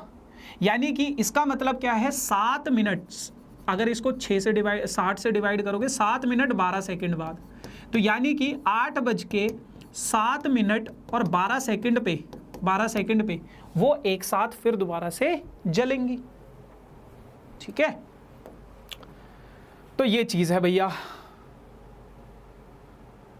अब यहाँ पे 7 क्यों लिखा है, 8 है ये, ठीक है, अगर 8 बजे जल रही है एक साथ तो चलो जी। तो ये हमारे पास कुछ वर्ड प्रॉब्लम्स थी, और भी प्रकार की वर्ड प्रॉब्लम्स होती हैं, लेकिन देखो वर्ड प्रॉब्लम्स का एक तरीका होता है, मैंने आपको तरीका समझाने की कोशिश करी है ना। बाकी हमारे इस चैनल पे और भी बहुत सारी सीरीज़ हैं, जैसे कि 20 मोस्ट इंपॉर्टेंट क्वेश्चन, जिसमें मैं वर्ड प्रॉब्लम भी करवाऊंगा अलग अलग प्रकार की, तो वो आपको देखने को मिलती रहेंगी, है ना, वो आपको देखने को मिलती रहेंगी। तो मेक श्योर गाइज इस चैनल पे जितनी भी वीडियोज़ है वो सारी ज़रूर देखना, तभी आपका 6 मार्क्स कन्फर्म हो पाएगा, ठीक है। बाकी मैंने तरीका, कॉन्सेप्ट आपको सब कुछ समझा दिया कि कैसे करना है कैसे नहीं करना है, ठीक है।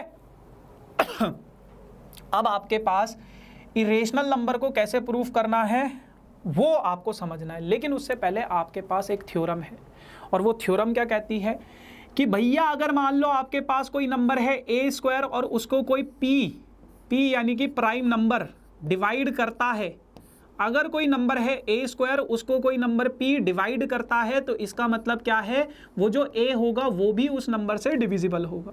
जैसे मान लो 15 का स्क्वायर जो है वो 5 से डिविजिबल है, अगर तो 15 भी 5 से डिविजिबल होगा ही होगा।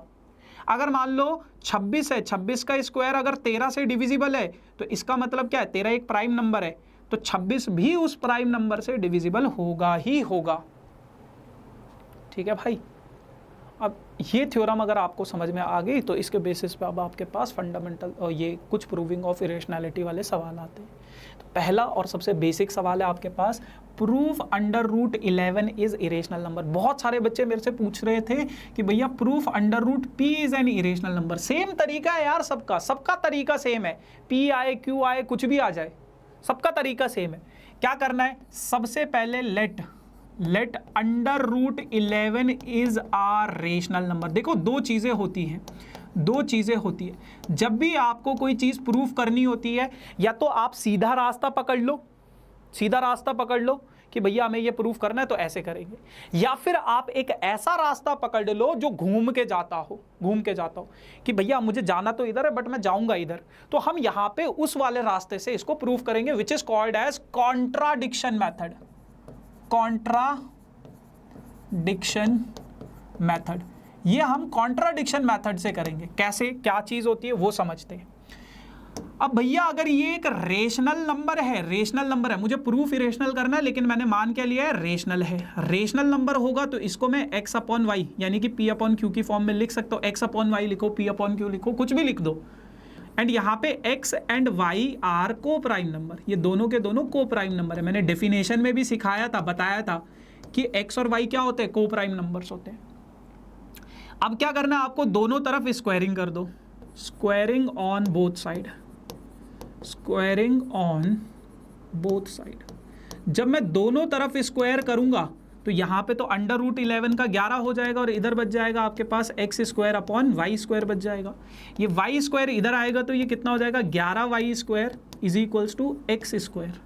और अगर मैं यहाँ से वाई स्क्वायर का वैल्यू निकालूँ तो वो कितना हो जाएगा, एक्स स्क्वायर अपॉन 11 हो जाएगा।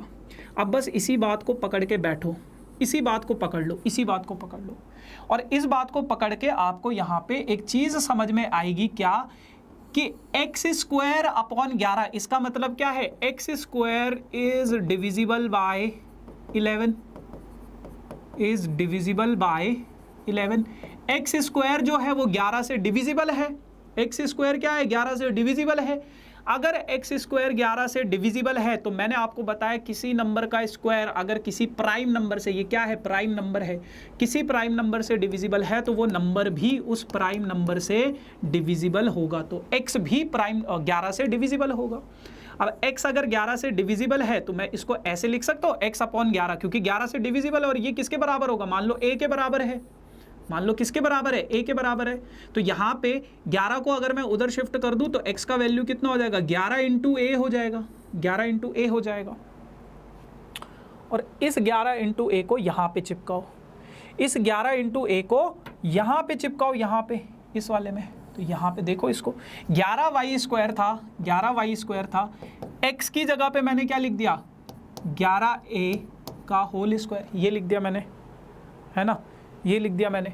तो ये 11 वाई स्क्वायर तो एज इट इज रहेगा, और 11 का स्क्वायर 121 हो जाएगा ए स्क्वायर। तो 11 121 से काटोगे 11 बचेगा, तो वाई स्क्वायर का वैल्यू कितना हो जाएगा, 11 ए स्क्वायर हो जाएगा। अब अगर 11 को मैं इधर शिफ्ट करूंगा तो वाई स्क्वायर अपॉन 11 किसके बराबर हो जाएगा, ए स्क्वायर के बराबर हो जाएगा, ए स्क्वायर के बराबर हो जाएगा।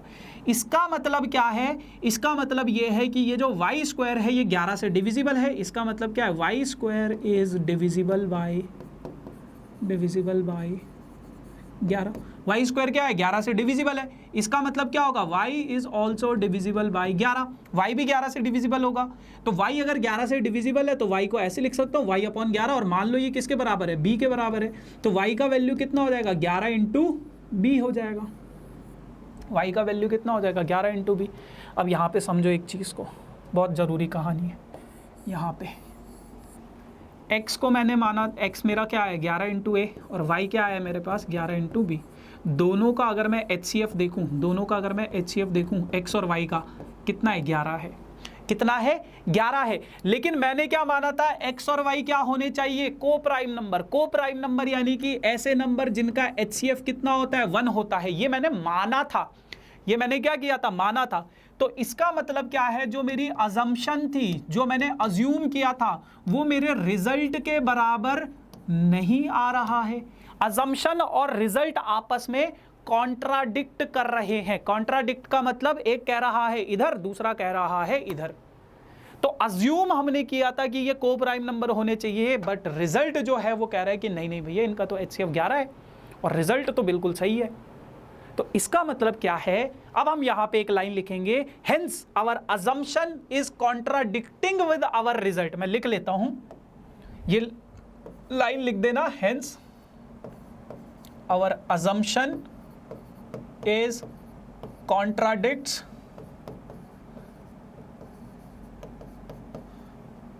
with our result,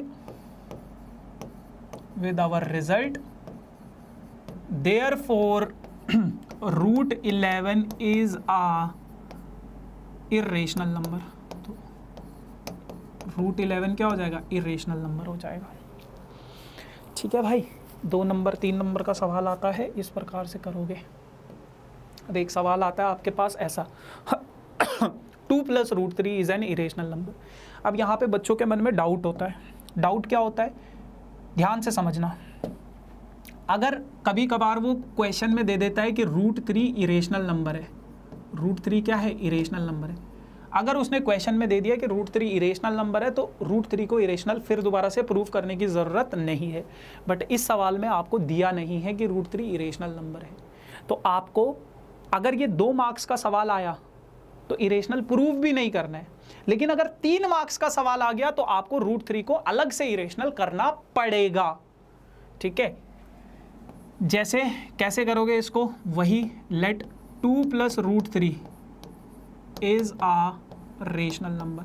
देखो अकेला है तो उसको ऐसे करते हैं, लेकिन कभी अगर कंबाइंड फॉर्म में आएगा तो कैसे करना है वो समझा रहा हूँ। तो 2 + √3 अगर रेशनल नंबर है तो ये P/Q की फॉर्म में होगा, और वही कहानी लिखनी है कि P एंड Q आर को प्राइम नंबर, फलाना फलाना ढिमकाना सब लिख देना। अब आपके पास ये जो अंडर रूट के अंदर वाली वैल्यू है, इसको अकेला करना है, इसको अकेला करना है। तो अकेला कैसे होगा, जब ये 2 इधर आएगा तो P/Q -2 हो जाएगा, है ना। तो इसको थोड़ा सा सॉल्व कर लो, तो √3 = P - 2 × Q, 2Q / Q हो जाएगा। अब आपको पता है कि √3 क्या है, √3 एक इरेशनल नंबर है, और P - 2Q/Q क्या है, एक रेशनल नंबर है। क्यों रेशनल नंबर है उसको समझाता हूं मैं। ये देखो फ्रैक्शन में है, किस में है, ये फ्रैक्शन में है ना, P/Q की फॉर्म में ना, A/B P/Q फ्रैक्शन में है। और फ्रैक्शन क्या होता है, हमेशा रेशनल नंबर होता है। लेकिन √3 क्या है, इरेशनल नंबर है। हालांकि इसमें दिया नहीं है, तो आपको ये अलग से करना पड़ेगा कि √3 को आपने x/y माना, फिर दोनों तरफ स्क्वायर किया, x²/y², जैसे हमने अभी √11 का किया था, फिर इसको इधर भेजा। वो अलग से करना पड़ेगा आपको, और अलग से करने के बाद आपको पता चलेगा कि यार √3 तो इरेशनल नंबर है और ये तो फ्रैक्शन में, फ्रैक्शन मतलब रेशनल नंबर है। तो क्या कभी गाय और भैंस बराबर हो सकती हैं? क्या कभी आसमान और धरती बराबर हो सकती है? नहीं हो सकती ना। तो वैसे ही इरेशनल और रेशनल आपस में बराबर नहीं होते हैं। और अगर इरेशनल और रेशनल आपस में बराबर नहीं है, जो कि हमारा रिजल्ट कह रहा है, तो फिर दोबारा से हमारी अजम्पशन जो है वो हमारे रिजल्ट के साथ कॉन्ट्राडिक्ट कर रही है। हमारा अजम्पशन और हमारा रिजल्ट जो है वो क्या है, अलग अलग बता रहा है, सेम नहीं आ रहा है, अलग अलग कॉन्ट्राडिक्ट कर रहा है। तो हेंस हमारी अजम्पशन गलत है तो वो इरेशनल नंबर हो जाएगा। ठीक है ना, लास्ट में ये लाइन छाप देना भाई, बस, है ना, ये इस तरीके से छाप देना। चलो अब आज के इस सेशन का आखिरी सवाल, और उसके बाद अपन लोग सेशन को एंड करेंगे। फिर दोबारा से दोस्तों मेक श्योर ऐसे अमेजिंग सेशन के लिए इस चैनल से ज़रूर जुड़े रहना, क्योंकि ये मेरा वादा है आपसे, अगर आप पूरे साल भर मुझसे जुड़े रहोगे, साल भर अगर जो मैं पढ़ा रहा हूँ सिर्फ उतना करोगे, तो आपके 100 आउट ऑफ 100 लेकर मैं आऊँगा। 100 आउट ऑफ 100 आएंगे आप लोगों के, बस साल भर जुड़े रहना है। साल भर जो जो सवाल मैंने करवाए हैं वही सवाल करने हैं, उसके अलावा और कुछ नहीं करना है। आ जाओ। Prove that √2 + √3 is an irrational number. अब यहाँ पे हमें पता है कि ये दोनों के दोनों अलग अलग जो है वो इरेशनल नंबर है, ये हमें पता है कि √2 इरेशनल है, √3 इरेशनल है। तो करना कैसे है, फिर दोबारा से let √2 + √3 is a rational number, इसको रेशनल मान लो। अब यार रेशनल है तो फिर अच्छा, अगर आपके मन में ये सवाल है √p + √q, ऐसा भी सवाल आता है, तो ऐसा सवाल मैंने अपने proving of irrationality Umang session के दूसरे लेक्चर में करवाया है। सेम वही पैटर्न है, इसका भी वही तरीका है, बस वेरिएबल है, यहाँ पे नंबर है। अब रेशनल नंबर होगा तो यार इसको मैं ऐसे लिख सकता हूँ p/q की फॉर्म में, p/q, और यहाँ पे p एंड q क्या है, p एंड q ये क्या है, को प्राइम नंबर्स है। क्या है, को प्राइम नंबर्स हैं। ठीक है जी।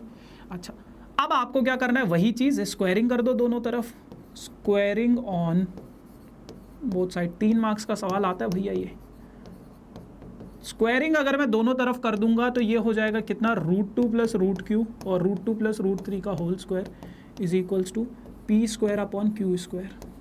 √2 का स्क्वायर करोगे 2, a + b का होल स्क्वायर, √3 का करोगे 3 + 2 × √2 × √3 हो जाएगा इज इक्वल्स टू p²/q²। 2 + 3 कितना हो जाएगा बेटा, 5 + 2 √6 इज इक्वल्स टू p²/q² हो जाएगा। यहाँ पे समझो, देखो इस वाले को मैंने आपको बोला है ना, कभी भी कंबाइंड फॉर्म में आ जाए तो इसको अकेला करना है। अकेला कैसे करोगे, सबसे पहले 5 को उधर भेज दो, 5 को अगर मैं इधर भेजूंगा तो p²/q² - 5 हो जाएगा। थोड़ा सॉल्व करोगे तो 2 √6 is equals to p² - 5q² divided by q² हो जाएगा, ऐसा हो जाएगा। अब 2 को इधर भेजोगे तो √6 is equals to p² - 5q² divided by q², 2 नीचे आ जाएगा। अब यहाँ से आपको एक चीज़ पता है, यहाँ से आपको एक चीज़ पता है, और वो चीज़ क्या है कि ये तो आपका फ्रैक्शन है, ये तो क्या है आपका फ्रैक्शन है। तो फ्रैक्शन क्या होता है आपके पास, रेशनल नंबर होता है। क्या होता है, रेशनल नंबर होता है। फ्रैक्शन क्या है आपके पास, रेशनल नंबर होता है। लेकिन √6 को जैसे हम √2 को प्रूफ करते हैं, √3 को प्रूफ करते हैं, वैसे ही आप √6 को जब प्रूफ करोगे तो वो आपका निकल कर आ जाएगा क्या, इरेशनल नंबर। फिर दोबारा से गाय और भैंस बराबर नहीं होती हैं, वैसे ही इरेशनल और रेशनल आपस में बराबर नहीं होगा। तो आप लिखोगे because √6 is a irrational number and ये तो आपके पास रेशनल है। तो हमारी अजम्पशन कॉन्ट्राडिक्ट कर रही है हमारे रिजल्ट के साथ, therefore this is a irrational number. ठीक है। अब यहाँ पे ना आपके पास एक सवाल आता है जो मैं बता रहा था √p + √q का, सेम चीज करना है, बस आपके पास √p + q बच जाता है LHS में। जैसे यहाँ पे √6 बचाता ना, √6 बचाता, तो बस यहाँ पे आपको कुछ अलग से इसके लिए प्रूफ करने की जरूरत नहीं है, सीधा सीधा लिख देना कि भैया ये इरेशनल नंबर है, हमें पता है ना। सीधा सीधा लिख देना होता है कि ये इरेशनल नंबर है और इधर वाला जो है वो रेशनल नंबर आ रहा है, सीधा सीधा लिख दो बस। ये लास्ट वाली लाइन सीधी सीधी लिख दो, जैसे यहाँ पे अच्छा इन्होंने इसको इस तरीके से किया है कि √2 को इधर भेज दे, कैसे भी कर सकते हो आप इसको, है ना, कैसे भी कर सकते हो आप इसको, जैसे मैंने बताया वैसे कर लो या ऐसे कर लो, है ना। तो लास्ट में बस ये लाइन छाप देना आप लोग, ठीक है भाई, क्लियर है, दिख नहीं रहा होगा, कोई बात नहीं, नहीं दिख रहा तो है ना। तो ये √2 + √3 तो खैर ये तो हो ही गया अपना। चलो ठीक है गाइज, तो yes this is all about for this session. बाकी ये आप लोगों का होमवर्क क्वेश्चन है, मेक श्योर कि आप लोग इसका आंसर मुझे कमेंट सेक्शन में ज़रूर बताना। बाकी मुझे ये ज़रूर बताना आप लोगों को वीडियो कैसा लगा, है ना। और आपके फीडबैक बहुत मैटर करते हैं। आपको अगर कोई सवाल ऐसा लगता है जो मुझे डालना चाहिए था लेकिन नहीं आया, तो आप कमेंट सेक्शन में बता देना, मैं ज़रूर नेक्स्ट सेशन में लेकर आऊँगा। ये मेरा इंस्टाग्राम आईडी है, किसी को अगर पर्सनली कनेक्ट करना हो आप लोग कर सकते हो।